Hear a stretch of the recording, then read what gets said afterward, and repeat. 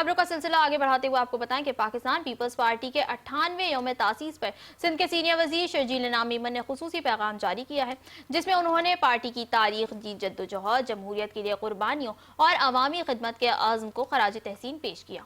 शर्जील मेमन का कहना है कि पीपल्स पार्टी का क़याम अवाम से एक वादा था कि आम इंसान को भी इज्जत, इख्तियार और सियासी नुमाइंदगी मिले। उन्होंने कहा कि आज के दिन हम अपने शहीदों, कारकुनों और कायदीन को सलाम पेश करते हैं, जिन्होंने मुल्क की जमहूरियत को अपने खून से सेंचा।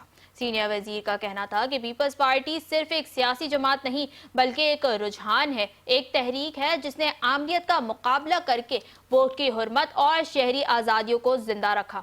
उन्होंने कहा कि शहीद जुल्फ़िकार अली भुट्टो से शुरू होने वाला सफ़र बेनज़ीर भुट्टो की शहादत तक आगे बढ़ता रहा और आज भी बिलावल भुट्टो जरदारी की क़यादत में ये मिशन जारी है। शर्जील मेमन का कहना था कि 1973 का आइन हो, एटमी program, Benazir income support program या सेहत के मैदान में NICVD जैसे इदारे, पीपल्स पार्टी ने हमेशा कमज़ोर तबक़ात का सहारा बनने की रवायत निभाई है।